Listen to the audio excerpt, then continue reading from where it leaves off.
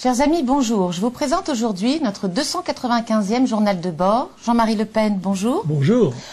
Alors, François Hollande rendait hommage ce 17 octobre aux Algériens morts lors de leur soulèvement du 17 octobre 1961. Comment avez-vous réagi?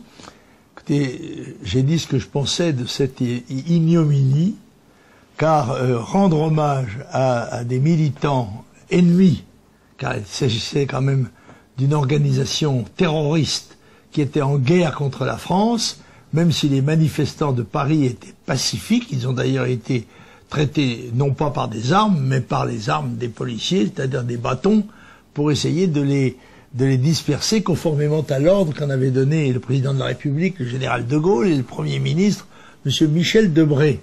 Et exalter 50 ans après les morts qui seraient advenus au cours de cette manifestation massive d'une organisation qui avait, je crois, qui était responsable de la mort ou des blessures de plusieurs centaines de policiers français, en un temps où, je le rappelle, mais les gens s'en souviennent plus, que les commissariats de police étaient défendus par des barrages de sacs de sable pour éviter les agressions terroristes. Je trouve ça absolument scandaleux et je me demande qu'est-ce qui a pu pousser le président de la République à une incongruité majeure de cette dimension. Et je pense qu'il a voulu se faire bien voir des Algériens parce qu'il va aller en visite en Algérie, ou bien alors peut-être a-t-il voulu récompenser les centaines de milliers d'électeurs algériens qui ont voté pour lui aux élections présidentielles. Oui. Alors l'affaire Florence Lamblin, l'avez-vous suivie? Et la croyez-vous coupable ou bien victime de réseaux de blanchiment?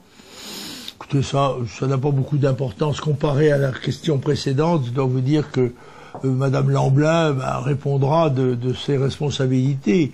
Qu'elle soit évidemment membre d'un mouvement qui donne assez facilement des leçons de morale à tout le monde, à quelque chose d'un peu piquant. Alors, la Cour d'appel de Rennes a accepté ce mardi le changement d'état civil de Chloé, née Wilfried, une transsexuelle mariée et père de 3 enfants. Alors, aviez-vous imaginé que cela exista en France, ce genre de loi? Écoutez, il a réussi la synthèse, et je pense que dans la famille, on doit l'appeler papa-maman, ou maman-papa. Oui, pourquoi pas. Il paraît qu'il est beaucoup mieux en homme qu'en femme. Non, en femme qu'en homme, je me souviens plus. Oui, je ne sais pas. Il est devenu femme, non? Oui. C'est ça. Oui. C'est Wilfried qui est devenu Chloé. Exactement. Il paraît qu'elle est beaucoup mieux en femme qu'en homme. D'accord, ça c'est envoyé. On se console avec ce qu'on peut. Alors, à l'occasion du procès de Houria Boutelja ce mardi, qui avait traité les Blancs de sous-chiens sur un plateau de télévision, l'avocate générale a demandé au tribunal la reconnaissance de la culpabilité de la jeune femme en évoquant le racisme anti-blanc. Assiste-t-on aujourd'hui à un changement des mentalités? Une lepénisation des esprits. Et que ça puisse gagner le parquet, et surtout le parquet féminin, c'est quelque chose d'extraordinaire.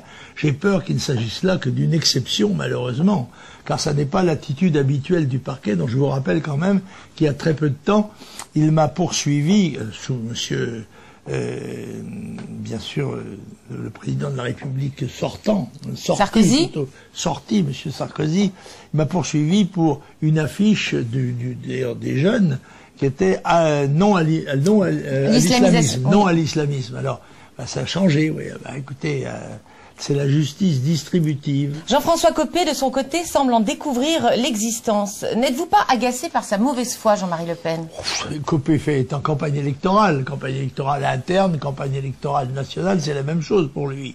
L'essentiel, c'est de gagner des voix. Et alors, pour gagner des voix, il fait des promesses. Et on sait que les promesses, d'ailleurs, n'engagent que c'est à qui elles sont faites. Et là, comme son maître, Monsieur Sarkozy, et il vient un petit peu sur les plates-bandes du Front National pour concurrencer son, comment s'appelle-t-il déjà, son adversaire Fillon. Ah oui, c'est ça, Fillon, oui. D'accord. Alors, dimanche soir dernier, sur France Inter, le ministre de l'Éducation nationale, Vincent Peillon, prônait la légalisation du cannabis sur le territoire français.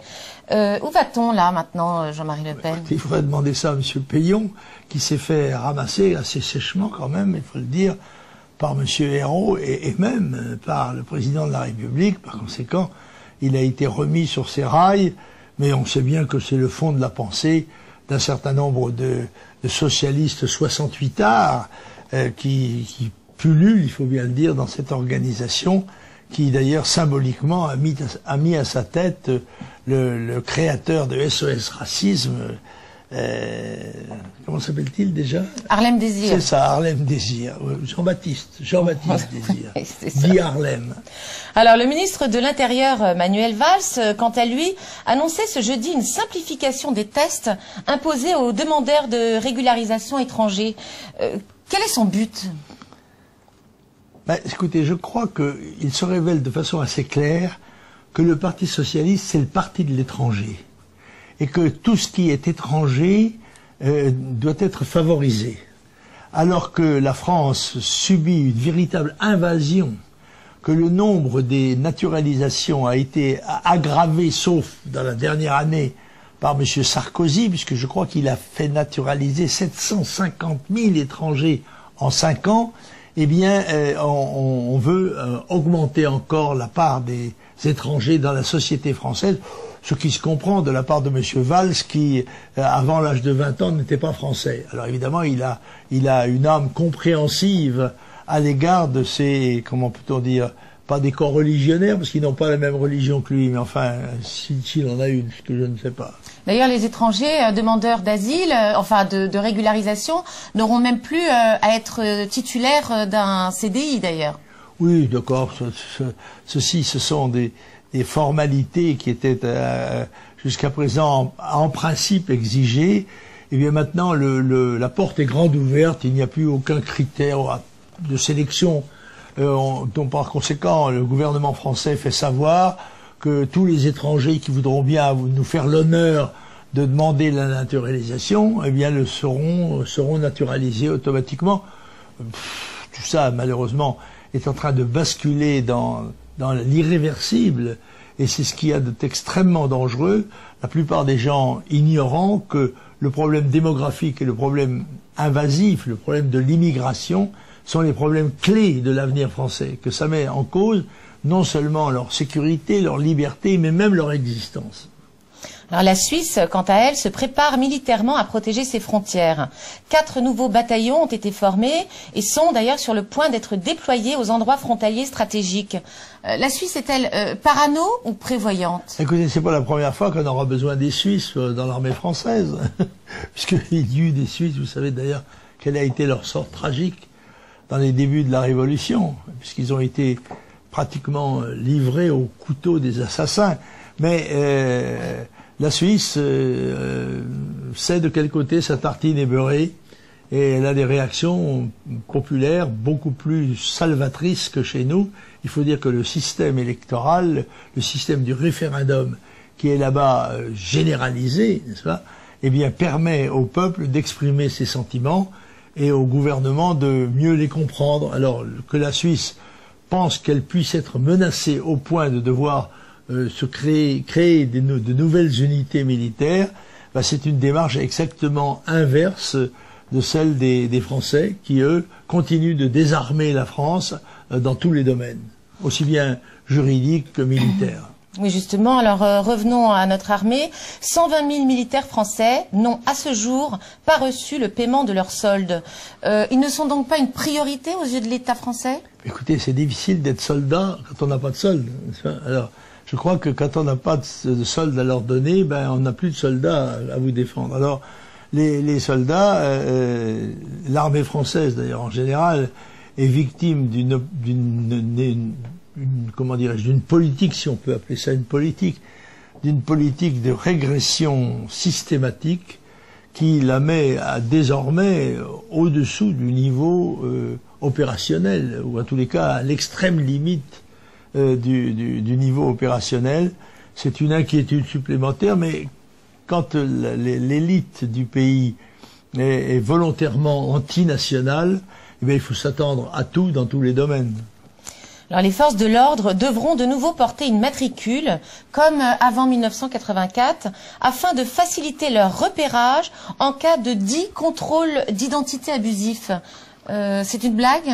Je dois dire que c'est assez inconfortable d'être policier par les temps qui courent, car on leur demande de plus en plus, compte tenu de la montée incessante de l'insécurité, et dans le même temps, on veut signifier à leur clientèle, c'est-à-dire aux délinquants et aux criminels, qu'ils seront pas plus mal considérés en tous les cas que les policiers, voire même au contraire. Alors, le rappel des événements de 61 et la responsabilité de la police dans une répression que même le Figaro appelle sauvage, eh bien, les scandales inévitables qui se produisent et qui sont sanctionnés, il faut le dire. Bon, eh bien, tout cela contribue à affaiblir l'image que le pays peut avoir de sa police, alors que dans l'immense majorité des cas, cette police mérite l'estime et le respect de ses concitoyens, et un respect dont ne témoigne pas, il faut bien le dire, le gouvernement.